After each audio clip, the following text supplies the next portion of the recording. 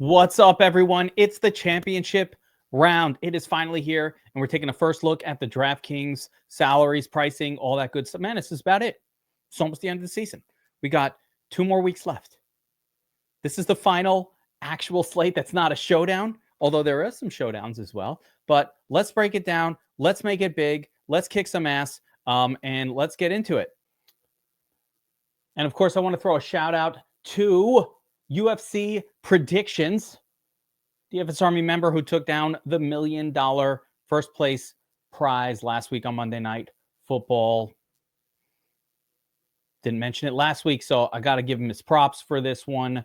Great stuff. He did it with just 52 entries. So Domination Station and DFS Army subscribers together, getting it done. Another $1 million winner. Hell yeah. Even in the last weeks of the season, guys, it is possible. So let's get into it. Let's take another one down this week. All right. We got 2 games and lots of, listen, both of these games have a 47.5 point total. The Bills Kansas City game supposed to be more competitive, but yeah, I don't know. I like both these games equally. Really, even the Commanders have been playing spectacular football. Obviously, they're here. So amazing, right? The Eagles doing their thing as well. When you look at Buffalo and Kansas City, they're kind of like playing good defense and squeaking their way through on good quarterback play. Again, Buffalo, man, what a game. What an ending. What an ending. What a weekend of football we had last week. Amazing. We're going to keep it going. Basically, I like all of these teams. They're all great in their own special ways. If you think about Kansas, specifically Buffalo and Philly, they're not throwing the football. It's all kind of running game. It's not been throwing. Josh Allen unders in terms of passing yards have been hitting week after week after week. Actually, our Proptimizer keeps recommending them. And similar for Hurts, it's just been unders. The wide receiver group has not really shined. Same thing with the Bills wide receiver group. No one's really shined. They're just kind of getting there. A lot of rushing touchdowns. The quarterback runs for one. A random tight end gets one. That's kind of how both of these teams have been. Kansas City side also, they've been getting there with defense. Mahomes hasn't exactly had a stellar fantasy season. He's had a great winning season. Not a stellar fantasy season. But that being said, this is the big end. And Washington's really the exception to me where they're throwing the football. Right? Jaden Daniels can run it, but he's got that Mahomesian sort of way of throwing the football first, or let's say being a comfortable pocket passer as well as a great athletic running back. So we're going to see how this one goes, but definitely all good players, all good teams left here at the end, and 2 very, very sort of similar games with 47.5 point totals. Again, with the Bills KC one expected to be the closer one, but I'm not convinced that this Washington team isn't going to be extremely competitive against the Eagles. Now, I don't know anything about weather or weather conditions. It is early in the week. This is Tuesday. As we're recording it, we'll deal with weather conditions on Saturday. It's too soon. Don't know. But we do know that both of these games will be outdoors in the wintertime. Right? So, with that as our backdrop, let's take a quick look at the prop-based projection. So these are the props for each of these players, and we'll get a quick look at that against the projection model and just see if anything stands out at the quarterback position. You know what? Weirdly, Jalen Hurts a little lower than I would expected. Josh Allen popping a little bit, and let's see, Jaden Daniels. They're all about the same. Mahomes seems like the best actual value here just because he's the cheapest, but Jalen Hurts weirdly kind of comes in as the least good in terms of the prop, but they're all very similar. Let's jump over to running backs. We'll take a look at these props again. Yeah, Saquon Barkley proved last week. The difference between Saquon and Derrick Henry is that Saquon is very much the focal point a lot of times of the Eagles offense outside of course, Jalen Hurts. It's been Saquon. Whereas like last week, they were both studs, but with Derrick Henry, he does get sort of, let's call it flowed out of games if the team starts to fall behind. That really doesn't happen as much with Barkley, but it doesn't really matter because Barkley is the favored running back. he props incredibly well and really more than double the next person, which, this is FanDuel. So let's switch this to DraftKings. There we go. The QBs are the same here, but yeah, he props almost double the score of the next best guy, James Cook. So that pretty much lets you know what you need to know. Austin Eckler stands out, pretty much the second best play. I'm talking about the KC guys as we go position by position, but I like to get a brief look here at the props. Yeah, Terry McLaurin propping as the top option at wide receiver, even above AJ Brown. Devontae Smith, pretty low here at 11. Interesting. A lot of that's because, again, I don't know, the bettors aren't betting on a lot of throwing from Jalen Hurts for whatever reason. See his prop down a little bit as well. K-Shack, Xavier Worthy about the same, and then a massive drop. We get down to Diami and them. And then finally, tight end position, of course, we have Travis Kelce, who stands out above all the others. So to that backdrop, let's jump over to DraftKings, and we're going to start to go position by position, and we're going to build a lineup here. We're going to build a first look lineup. But more importantly, we're going to go position by position here. We're going to talk through some of the spots and hopefully get the juices flowing for this amazing 2-game tournament. Interesting side note. In the Saturday slate last week, and this is something I talk about a lot on Tournament Tactics and on a lot of my streams, in the Saturday slate last week, it was Commanders defense against 4 players from the Lions. That was the nuts. So defense against 4 opponents was the nut. Only one person got there in the big contest I was in anyway. Only one. Because most optimizers and most people simply will not play that many players against their defense. As a matter of fact, in the first look video that I made, I had the wrong defense. I had Commanders defense. No, I had the Lions defense in there. But in the comments, you guys said, "Hey, what are you doing? Why are you putting a defense against players, against offensive players?" Because it doesn't matter. You can do that on a 2-game slate, especially, but even in a full slate. As we've learned over the years, defensive production, it is mildly correlated, but not enough to make that big of a difference. Like your defense choice is not that big of a deal. So don't allow it to dictate the lineup that you create. It's just going to mess you up because a defense can do great against offensive players that do really well. All right. With that being said, let's talk about the quarterbacks on this slate. Josh Allen, of course, great season, averaging 23.2 fantasy points per game. Coming off, I'll call it a dud against Baltimore. Like, it was disappointing. 127 passing yards. He barely threw the ball. 16 completions. What the hell's going on? They're just running it relentlessly. I think they're going to have a hard time keeping that up against a top-ranked Kansas City rush defense, but who knows? They're going to keep it going. Either way, Josh Allen in a championship game, they have to win. This one could surprise us to the upside. I think the second game, maybe projects a little bit better. I think this one would be more the surprise to the upside game for me. But Josh Allen's great. I may split my quarterback exposure, something close to 25% a piece this week. It's hard to differentiate between these guys. They're all good plays. I think you really just want to think about how you're going to correlate your quarterback rather than worried about which quarterback. Got to make lineups with all of them. Every one of them has the potential to score 30. So you never know which guy it's going to be. But with Josh Allen, he's doing a lot with his legs. So I'm not super pressured to build a lot of correlative stacks. I certainly still think that Keon Coleman or Khalil Shakir or any one of his pass catchers could pop off for a good game. But at this point, it's hard to know which. Khalil Shakir is sort of the top dog in terms of the one most likely to be targeted. And he'll probably have the most targets and he'll prop out the best out of any of the wide receivers. But could be anyone. It could be anyone. All right. Next, we've got Jaden Daniels, and I love Jaden Daniels. I love him this week. I love him. He was the quarterback from the first look last week, and that worked out really well. I believe he was the highest scoring quarterback on the slate. So pat on the back. Well done. And I'm going right back to Jaden Daniels as the starter, as the quarterback for this one. Now, Jaden is an underdog, and so you might be saying, Kev, why are you doing that? Hurts is available, or Josh Allen. I love Josh Allen. I want him in this lineup too. So, all good. Love Josh Allen. But with Jaden Daniels, I think of all of these quarterbacks, he's probably the least likely to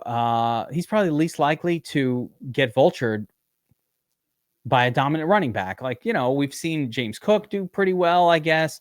Mahomes just, I don't know how he's getting it done. It's not through the running backs, but they sneak one in here or there. I think Jaden Daniels is the least likely with Brian Robinson Jr. to get vultured, but also a good chance that the Commanders will be. Now, we don't know game flows. They could be playing from ahead, but my guess is a little more they'll be playing from behind. So he'll be a little more urgency on Jaden Daniels potentially as the underdog in this one. So I'm going to start this one off with him, with the caveat, of course, that every single quarterback is, very much playable here. Jalen Hurts, I already talked about him. Coming off of, again, a bit of a mid game here. Both of the playoff games for Hurts have been like that. Last week, it was really the Saquon Barkley show. And, Jalen Hurts got a little action in there, but it was all Saquon. Look for more of the same. I mean, he only threw for 128 yards last week. Didn't need to. It's not that they were ahead all game. It's just like how it went. He ran a little bit, ran for 70 yards, which is great. Got a touchdown. So, it's about as bad of a, I mean, I don't know. I would say like last week was about as mid of a game as Jalen Hurts can have, and he still got you 18, 19 points. There is some salary savings to be had going to Jalen Hurts and then down to Mahomes, we'll talk about next. So there's reason to play all these guys. The salary savings is real and legit. And if I'm playing Jalen Hurts, I definitely want him stacked with like one of his pass catchers, no more than one. But it'd be one of them, maybe Smith or Goddard or A.J. Brown. But I'm definitely looking to stack him with one if I'm using him. Finally, we've got Pat Mahomes. And Mahomes has been a bit of a sort of fantasy disappointment this year. Definitely the least good of the four quarterbacks that remain in the championships here. So, the big games have been few and far between. Buffalo defense pretty good, but KC does tend to step up in critical spots. I think that Buffalo, I want to believe that Buffalo can win this game, but who knows? Who knows? Kansas City defense playing well. Mahomes finally get all his guys back and everybody's healthy now, but he just has not looked great. We haven't seen that sort of offense just clicking where they score fast. I think it can happen though at any moment. So it could happen this week. I'm definitely not fading him. And Mahomes is a stack with two guy. As a matter of fact, usually I start every Mahomes stack with Kelsey. It's just Mahomes and Kelsey. They go together, and then you add one more. So that's how I will play Mahomes stacks this week. That does it for the quarterback position. Let's talk running backs for NFL championship round. Super Bowl on the line. Who's going? Let's find out. All right, so looking at this running back group at the very, very top is Saquon Barkley, and he's probably going to be 70%, 80% owned on the slate. You're not getting cute by playing Saquon. You can get cute by fading him, but you're not cute by playing him. Everybody's playing Saquon, right? He's coming off the game of the year. He's smashing it in the playoffs. They're going to keep relying on him. I think he's the right play. I loved him last week, and I love him again here. What's not to like? It's the champions. There's no reason to rest him. They don't have a second guy that comes in that vultures him. The only problem is the price, $8,600. But every other running back is pretty sketchy this week, so I'll allow it. So let's talk about the rest of these guys. James Cook, yeah, great. Great player, has had a great season, averaging 17.3 DraftKings points per game on the season. He's been spectacular this year, really stepped up. Last week, Davis comes in and vultures the touchdown, but that could happen again. Davis will be there, and now he's healthy, and he's going to be in there vulturing. Cook is not my favorite. He's going up against the number one rated Kansas City Chiefs run defense. Again, number one rated, didn't stop Joe Mixon from having an acceptable game. Doesn't take that much on a two-game slate to get there. But at this price, you will see later on, it's really hard to afford him and Barkley and then sort of have a reasonable lineup. So I am going to go fade him in this lineup for sure. Next, we've got Brian Robinson Jr. Had the big game last week, but it was very fluky, guys. It took 2 touchdowns for him to get 20, and even that's barely, that was the nuts last week, but even that's barely an acceptable score for this price point. Fine, great, good job. 2 touchdowns. He's not getting 2 touchdowns again against the Eagles' elite defense. I think this was fluky. I'm not down to chase B-Rob. He's been very mid all year long, especially when Eckler has been healthy. So not going to chase that here at all. Interesting, Kareem Hunt and Pacheco for KC. Kareem Hunt, 8 carries, got a target last week, got the touchdown, but didn't do a ton, right? And then you got Pacheco, 5 carries, a target, really did even less. So they definitely played Kareem Hunt. They were happier to play Hunt than Pacheco. What's going on? I don't freaking know. But I know that Kansas City running back has not been good. So these guys will be secondary for me. The one I'm going with here is Austin Eckler. Now, he didn't get a ton of work, but he did what you expected him to do. But interestingly, the game flow was not the game flow that we were looking for Eckler to have a big game. The game flow for Eckler would be the team playing from behind. So we don't have a lot of choices here at running back. I like that Eckler catches some passes. The price is right. So I'm going to go with Eckler as my RB2 on this team. There are a couple others that can be mentioned. Gainwell as the backup to Saquon, gets a carry or 2 here and there. Ty Johnson has had a big game or 2 along the way. Even last week, got in the game a little bit. And of course, Ray Davis probably needs an injury, but if he just kind of luck boxes into a touchdown at that price, that might be enough as well. So those guys are worth a mention, but I think Barkley and Eckler are my 2 kind of favorite on a points per dollar and value basis. I can see James Cook outscoring Eckler. I could see, Hunt or even Pacheco or B-Rob outscoring him, but I think it's more likely that Eckler will give us a nice, decent floor, and the game flow could really favor a pop game from him. I think he has a little more upside than some of these other guys. All right, let's actually jump around here. Let's go to defense, team defense. And, like everything else, I really don't think the defense that we choose matters that much. These are all great offensive teams. I don't really think any of these defenses are going to score that much. So I'm just going to go with one of the cheaper ones here, and we'll go with the Chiefs. Sometimes, I don't know. We'll see. If we need to save some salary, I don't even mind going down to Commanders. It does not matter. All right, let's jump over to tight end position as well. And I just want to go through these players here and talk them through, and then we'll get to the wide receivers. So at the very top of the list, we've got Travis Kelce, and playoff Kelce is back. 8 targets last week, 77 fantasy points. Had a couple big games before that in terms of target numbers. Look for more of the same from Kelce. Kelce just seems to step up in the playoffs. He was a core play for us last week. Bobby Wow said all in on tournament tactics. And if you're not listening to Bobby Wow on tournament tactics, what are you doing here? By the way, if you're not subscribed to the DFS Army channel, hit that subscribe button now. There is nonstop DFS content coming out. We do it in the offseason. You think NFL is over? You think you're not going to see this mug for 6 months? Nope. We're going to do some MMA. We're going to talk some NASCAR. We're going to get you up to speed across the board. Who knows what we're going to do?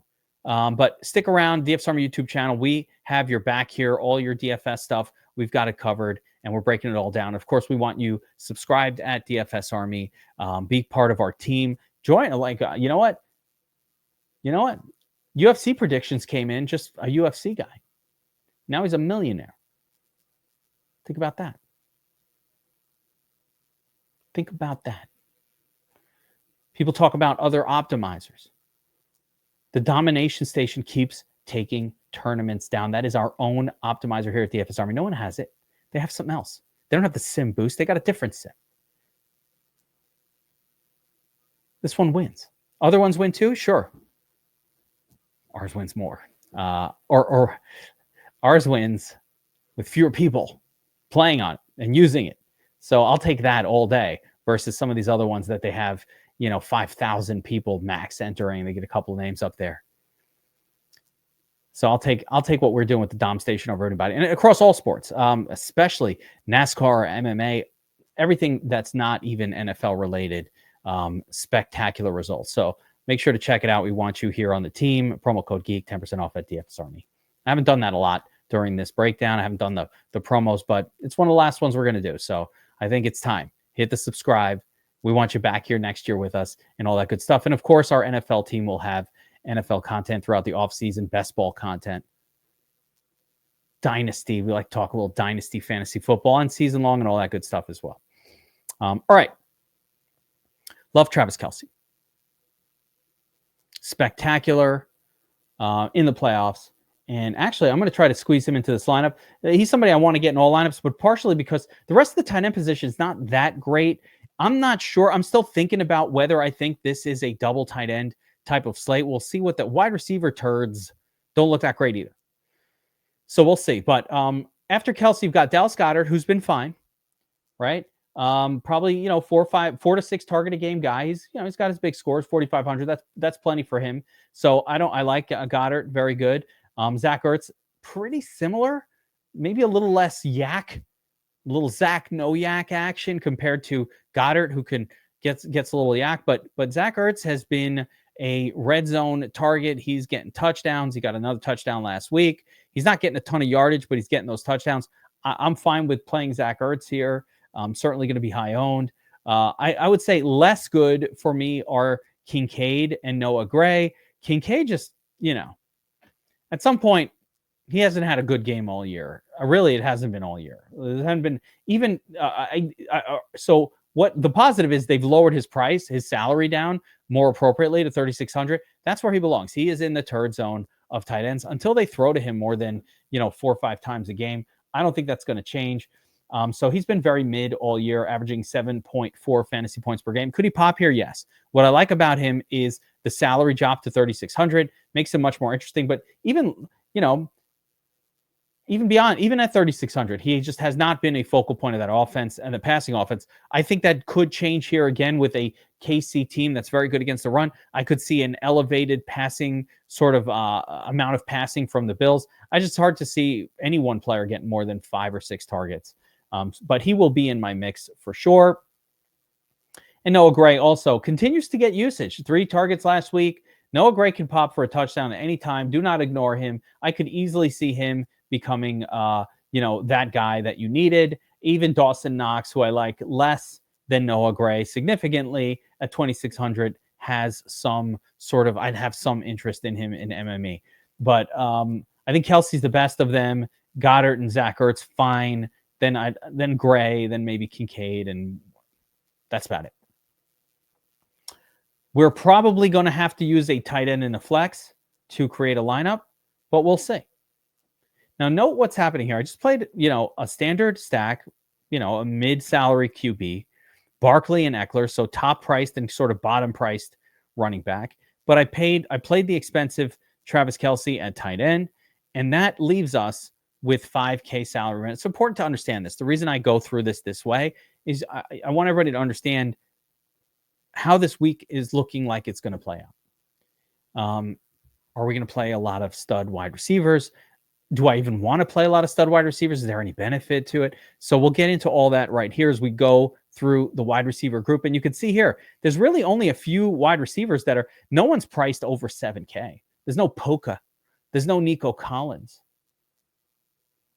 The best we have here is A.J. Brown, who has been an absolute turd throughout the playoffs, just not fantasy productive at all. Had some good games towards the end of the season, got some squeaky wheel games.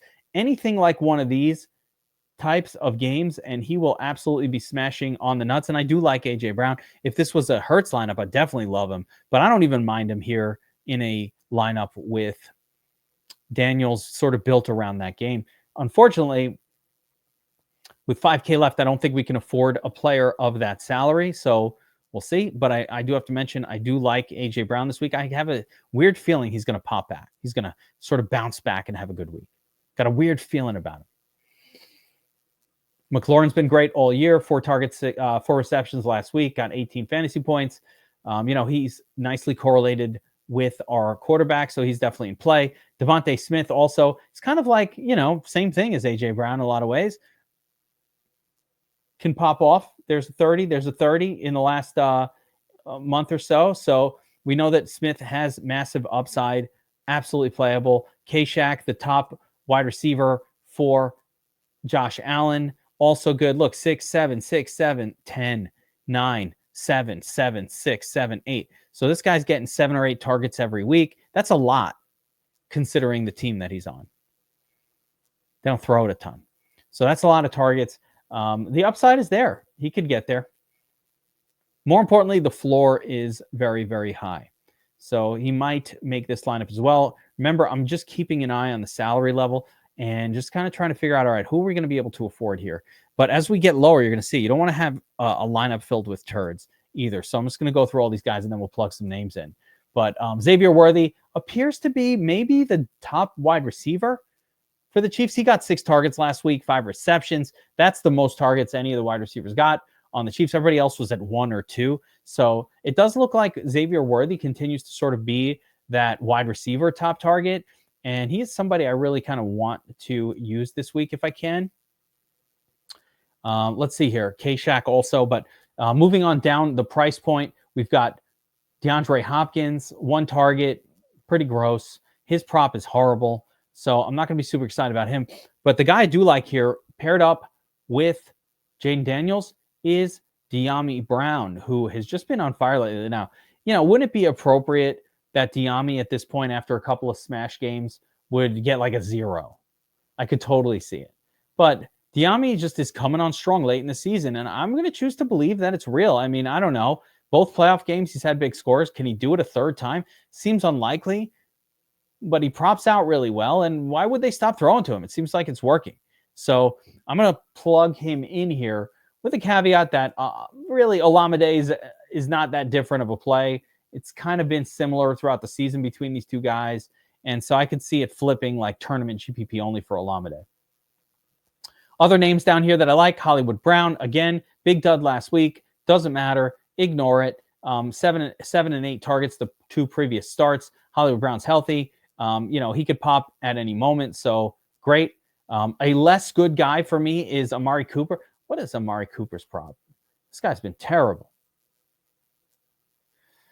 Yeah, it's horrible. So, look, Hollywood Brown's at a 9, right? That's a good play. De'Ami Brown, the Brown brothers, at a 9.1. Xavier Worthy, 12. K-Shack, 12.1, right? You got to get a 14 out of Terry McLaurin if you can get there. Hollywood at 9. And then it drops 4, 5.6, 4.7, 3, 1, 3. So it gets really gross down here. I don't want anything like that in my lineup.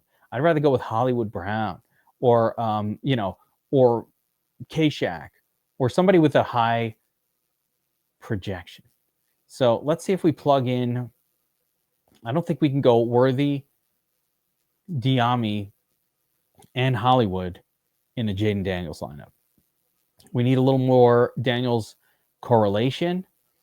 That could be with McLaurin, or it can even be with Zach Ertz in the flex. So let's see what it looks like if we throw. Now we have Eckler in there, who is a pass catcher as well. But if we throw Zach Ertz here in the flex, we can afford Devontae Smith or K-Shack. I love it. This is where you kind of want to end up. There are other versions that we can build here, but this one's really solid. I can get to K-Shack here. I can get to Devontae Smith if we want to build this a little more correlated around this game. All good. So a couple different ways to build this for the first look. Let's leave it with this one here. We spend the full salary, and what we have is a full stack of the Washington Eagles game with some pieces from the Bills or with some pieces from KC and nothing from the Bills. That's a weird one. But again, we could switch this one right up and just kind of have that Bills player in there. And yeah, this gives us 2 little mini stacks. So here we go. Jaden Daniels to Austin Eckler and De'Ami Brown. Comebacks from that game of Saquon Barkley. Just the one comeback, Barkley. And then we built a mini stack of the other game with Worthy, K-Shack, and Kelsey. Bam. There you have it. Your first look lineup for DraftKings Championship Weekend. Remember, stick around here on the DFS channel. We'll be back with our standard tournament tactics where the whole crew will get together and dive into the strategy for this 2-game slate. Let's go. It's almost time. I want to see one more millionaire, maybe 2 more before the season's through. Good luck, everyone. I'll see you next time.